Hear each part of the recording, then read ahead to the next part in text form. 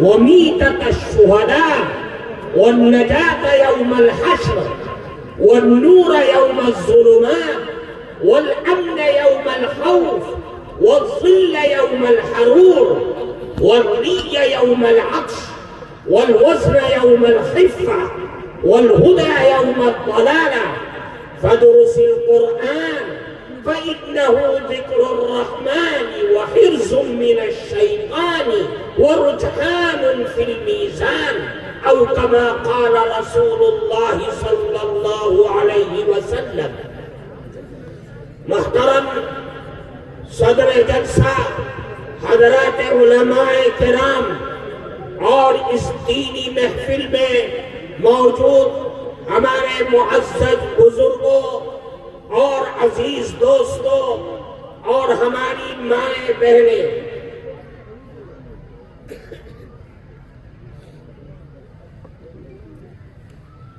ابھی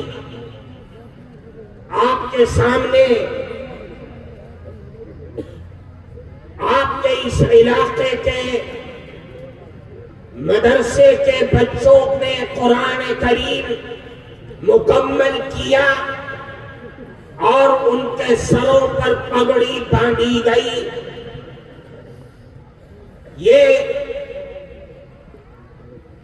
پورے علاقے کے لیے اللہ کی رحمت کا بہترین ذریعہ ہے. اللہ اس مدرسے کے اساتذہ، کارکنان، ذمہ داران کی اس محنت کو اپنی دریائے رحمت سے قبول فرمائے. میرے عزیز دوستو، اللہ رب العزت والجلال کا احسان اور اس کا فضل و کرم ہے کہ اللہ نے آقائے نامدار صلی اللہ علیہ وسلم کے صدقے اور طفیل میں ہمیں اور آپ کو آسمانی کتاب، اپنا کلام ہم سب کو پیش کیا اور اس بہترین نعمت سے نوازا جو اللہ نے اس سے پہلے کسی نبی یا کسی نبی کی امت کو ایسا انعام نہیں دیا تھا.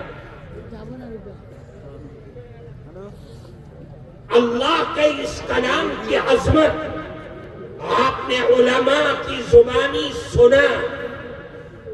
میں نے آپ کے سامنے جناب رسول اللہ صلی اللہ علیہ وسلم کی ایک حدیث پڑھی ہے، جس حدیث میں اللہ کے نبی نے 9 انعامات، 9 خصوصیات، اللہ کی 9 رحمتیں اگر چاہتے ہو بندوں سے فرمایا کہ اگر یہ 9 رحمتیں چاہتے ہو تو تمہیں ایک کام کرنا پڑے گا.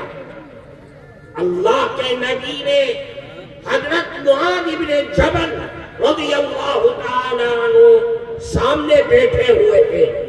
فرمایا اے معاذ ان اردت عیش السعادہ، اے معاذ اگر تم یہ چاہتے ہو کہ میں نیک انسان، سعادت مند انسان، اللہ اور اس کے نبی کے دربار کا بہترین انسان بن جاؤں، ایک چیز ومیتۃ الشہداء، اے معاذ اگر تم یہ چاہتے ہو کہ تمہیں شہادت کی موت مل جائے، شہیدوں کا درجہ تم کو مل جائے، پھر فرمایا اے معاذ اگر تم یہ چاہتے ہو کہ وَالنَّجَاةَ يَوْمَ الْحَشْرِ، حشر کے دن، قیامت کے دن جب ساری دنیا پریشان حال ہوگی، ساری آدم کی اولاد پریشان ہوگی، تو تمہیں اس وقت اللہ کی طرف سے نجات کا پروانہ مل جائے. پھر فرمایا اے معاذ اگر تم یہ چاہتے ہو کہ وَالْأَمْنَ يَوْمَ الْخَوْفِ، کہ خوف، دہشت، ڈر کے ماحول میں تمہیں دل میں امن، سکون اور اطمینان حاصل ہو جائے۔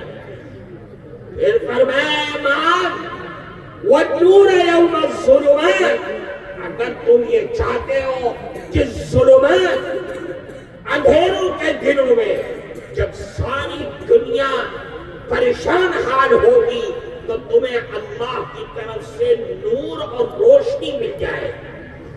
فرمایا اے معاذ اگر تم یہ چاہتے ہو کہ وَالظِّلَّ يَوْمَ الْحَرُورِ، جب بالکل سورج سر پر کھڑا ہوگا، سایہ کسی کو میسر نہ ہوگا، تو تم کو اللہ کی طرف سے رحمت کا سایہ میسر ہو جائے۔ پھر اور فرمایا اے معاذ اگر تم یہ چاہتے ہو وَالْفِيَّ يَوْمَ الْعَطْشِ، جب ساری دنیا پیاس پیاس پانی پانی چلا رہی ہوگی، حلق میں کانٹے چبھ رہے ہوں گے، پانی کا قطرہ میسر نہ ہو رہا ہوگا، تو اللہ کی طرف سے تمہارا گلا تر ہو جائے اور تمہیں پیاس کا احساس نہ ہو۔ پھر فرمایا اے معاذ اگر تم یہ چاہتے ہو کہ وَالْوَزْنَ يَوْمَ الْخِفَّةِ، جب تمہارا نام اعمال تولا جانے لگے تو تمہارے اعمال کا وزن بھاری بھرکم ہو جائے۔ آخری چیز فرمائی وَالْهُدَى يَوْمَ الضَّلَالَةِ، اے معاذ اگر تم یہ چاہتے ہو ضلالت اور گمراہی کے دنوں میں تمہیں اللہ کی طرف سے ہدایت کا پروانہ مل جائے، تو تمہیں ایک کام کرنا ہوگا۔ اللہ کے نبی نے نصیحت فرمائی، پیغام دیا، بلندی ہوئی اس امت کو ایک ایسا تحفہ دیا کہ جس تحفے کے لیے مسلمان تڑپ رہا ہو، مسلمان اس کی طرف بڑھ رہا ہو۔ فرمایا ایک ہی کام کرنا ہوگا، فَدْرُسِ الْقُرْآنَ، اے لوگوں قرآن کو پڑھو، قرآن کو سینے سے لگاؤ، قرآن کو اپنی زندگی کا امام بناؤ، قرآن کو اپنے اعمال کا راہبر بناؤ۔ قرآن ہی ایک ایسی کتاب ہے کہ جس سے تم دنیا اور آخرت، عالم برزخ، عالم آخرت اور دنیا کی تمام بھلائیوں کو حاصل کر سکتے ہو۔ اللہ کے نبی نے فرمایا قرآن کے اندر یہ طاقت کیوں ہے اس کو سمجھو۔ فرمایا فَإِنَّهُ ذِكْرُ الرَّحْمَنِ، یہ الرحمن کا ذکر ہے، اللہ کا ذکر ہے، اللہ کا نام ہے اس کے اندر۔ جو قرآن پڑھتا ہے اس کے اندر وہ طاقت آتی ہے جو طاقت اللہ کے اندر ہے، اور اللہ جس کو چاہتا ہے وہ طاقت میسر کرتا ہے۔ زندہ جاوید بن جائے گا جس قوم نے قرآن کو اپنے سینے سے لگا لیا۔ کیوں؟ قرآن کی خاصیت یہ ہے کہ وَحِرْزٌ مِّنَ الشَّيْطَانِ، شیطان جو ہمارا کھلا ہوا دشمن ہے، جو ہمارے رگ و ریشے کے اندر گھسا ہوا ہے، ہماری نگاہوں سے غائب ہے، اس شیطان، اس دشمن کو مارنے کا سب سے بڑا ہتھیار اور سب سے زیادہ مضبوط ہتھیار اللہ کا کلام ہے۔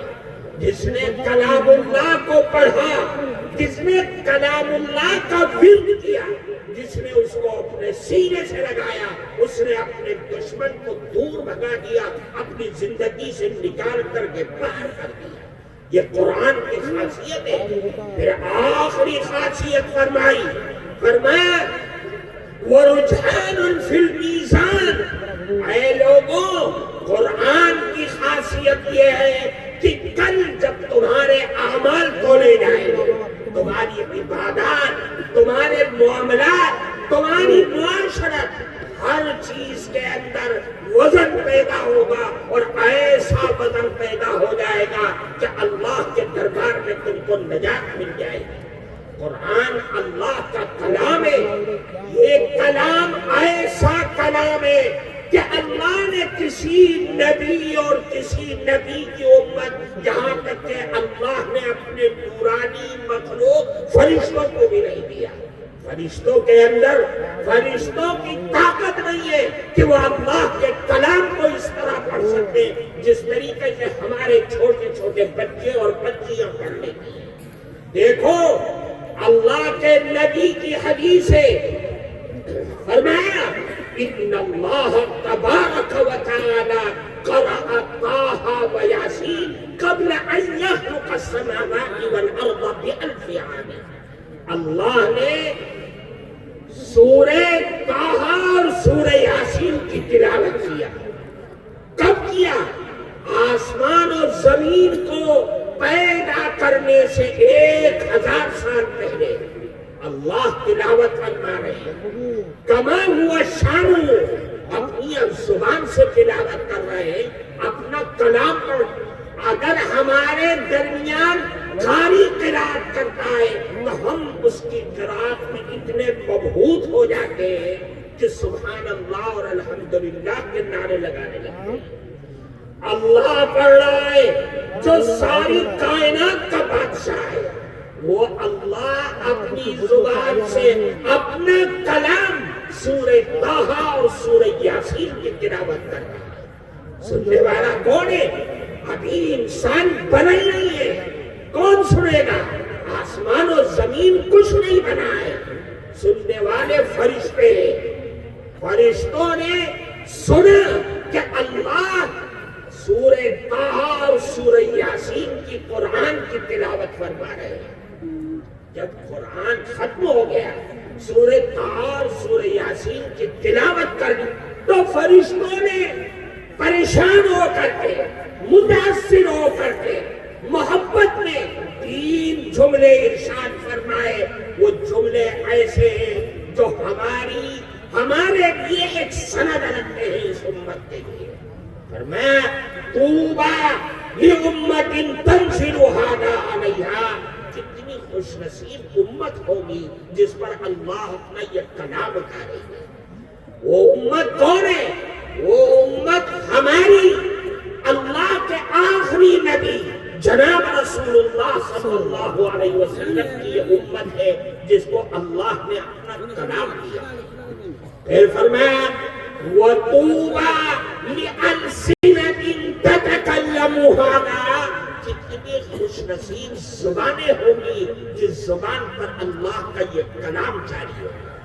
فرشتے نہیں پڑھ سکتے، کوئی نہیں پڑھے گا تو اللہ کے آخری نبی کی یہ امت اپنی زبان سے اس اللہ کا کلام پڑھے گی کہ جو اللہ ساری کائنات کا بادشاہ ہے. ہمارے بچے بچیاں قرآن کو پڑھتے ہیں بے ساختہ، ایسا لگتا ہے جیسے ان کی مادری زبان عربی ہو. حالانکہ عربی نہ سنی ہے نہ پڑھی ہے، لیکن اللہ کا کلام ہے کہ وہ اپنی زبان سے پڑھتے چلے جا رہے ہیں. اللہ نے یہ کلام ان کی زبان پر جاری کر دیا. پھر آخری چیز فرمائی فرشتوں نے وَطُوبَىٰ لِأَجْوَافٍ تَحْمِلُ هَٰذَا. کتنے خوش نصیب دل ہوں گے جس دل میں اللہ کا یہ کلام رکھا ہے. وہ دل فرشتوں کے پاس نہیں ہے، وہ دل اللہ کی کسی مخلوق کے پاس نہیں ہے. وہ دل اللہ کے اس آخری نبی کی امت کے بچے بچیاں جوان اور بوڑھوں کے سینے میں رکھ دیا ہے کہ جس میں اللہ کا یہ کلام ایک ایک آیت کو رٹ رٹ کر کے اپنے سینے میں انہوں نے محفوظ کر دیا. اور محفوظ کر کے ساری دنیا کو چیلنج کر دیا، ساری دنیا کو. کہا کہ اے اسلام دشمن طاقتیں، تم قرآن کے نسخوں کو جلا دو، ساری دنیا سے جلا دو، ختم کر دو اس کا چھپنا. لیکن ان بچوں کے سینے میں جو قرآن رکھا ہوا ہے ان کو کیسے ہٹاؤ گے؟ ان سے ان کے دل کو کیسے خالی کر سکتے ہو؟ کوئی شکل نہیں. کیوں؟ اِنَّا نَحْنُ نَزَّلْنَا الذِّكْرَ وَإِنَّا لَهُ لَحَافِظُونَ. اللہ کا فرمان ہے ہم نے قرآن کو اتارا ہے اور ہم ہی اس کی حفاظت کریں گے. قرآن کو ان بچوں کے سینے نہ کرتے، اللہ نے قرآن کی حفاظت کر دی۔ اللہ نے قرآن کی حفاظت ان بچوں کے سینے میں رکھ کر دیا، ساری دنیا کو چیلنج کر کے رکھ دیا ہے۔ قرآن کے دشمن کھڑے ہو جاؤ، بتاؤ تم ان بچوں کے سینوں پر کس طریقے سے آرا چلا سکتے ہو۔ قرآن کی حفاظت ہو گئی، قرآن کے وہ معانی جو اللہ نے آسمان سے اتارے ہیں قرآن کی آیات کے ساتھ، ان معانی، اس کی تفسیر اور اس کی تشریح کو علماء کے سینوں میں رکھ کر کے قیامت تک کے لیے حفاظت کر دیا ہے۔ میرے بھائی، یہ اللہ کا کلام ہے۔ ہمارا اور آپ کا مقصد یہاں پر جمع ہونے کا یہ ہے کہ ہم اپنے دل و دماغ میں بٹھائیں اس چیز کو کہ ہماری دنیا اور آخرت کی کامیابی قرآن کو اپنے سینے سے لگانے میں، قرآن کی تعلیم کے اندر ہے، قرآن کے حلال کو حلال اور اس کے حرام کو ہل کر کے قرآن کی آیات کو رکھتا ہے۔ آپ کو اندازہ نہیں ہے، آپ کا وہ دشمن جو 7 سمندر پار بیٹھا ہوا ہے اس کے کلیجے ہل جا رہے ہیں قرآن کی اس آیت کو رکھنے سے۔ وہ یہ سمجھتا ہے ہمارا دشمن کہ جب تک قرآن زندہ رہے گا مسلمان کی زندگی میں، دنیا کی کوئی طاقت مسلمانوں کو اسلام سے دور نہیں کر سکتی۔ اس لیے قرآن ہے جو فتنوں کو دبا سکتا ہے، فتنوں سے مقابلہ کرنے کی طاقت پیدا کر سکتا ہے۔ کیوں؟ فیہ نبأ من کان قبلکم وخبر ما بعدکم وحکم ما بینکم۔ قرآن ایسی کتاب ہے کہ جو یہ بتلائے گی کہ تم سے پہلے آدم علیہ السلام تک، جنت تک، اللہ تک جتنے حالات پیدا ہوئے ہیں، حالات آئے ہیں، وہ حالات کی خبر دنیا کی کوئی تاریخ تمہیں نہیں دے سکتی، کلام اللہ تمہیں دے گا۔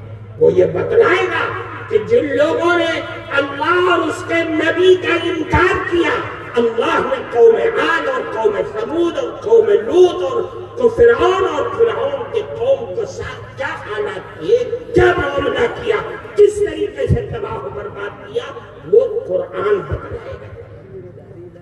خبر ما بعدکم، قرآن کی خاصیت یہ ہے کہ جو تمہارے بعد آنے والے حالات ہیں قیامت تک اور قیامت کے دن کے حالات کا اگر معلوم کرنا ہے تو قرآن کی آیات کا مطالعہ کرو۔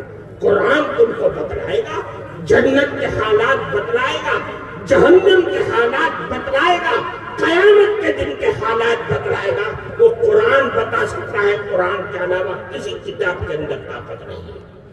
پھر فرمایا وحکم ما بینکم، قرآن کی طاقت یہ ہے اے مسلمانوں، تمہارے آپسی جھگڑے کا اگر کوئی فیصل بن سکتا ہے تو وہ قرآن ہی بن سکتا ہے۔ تمہارے گھر کے معاملہ، تمہارے میاں بیوی کے جھگڑے، اولاد اور باپ کے جھگڑے، باپ مر گیا تو وراثت تقسیم کرنے کے معاملات، وہ سب تمہیں قرآن بتائے گا۔ قرآن کو فیصل بناؤ، وہ فیصلہ جو کرے گا وہ انصاف کی بنیاد پر کرے گا، وہ ظلم کی بنیاد پر نہیں کرے گا۔ جن عدالتوں کے تم دروازے کھٹکھٹاتے ہو، اتنا بہترین فیصل ہونے کے باوجود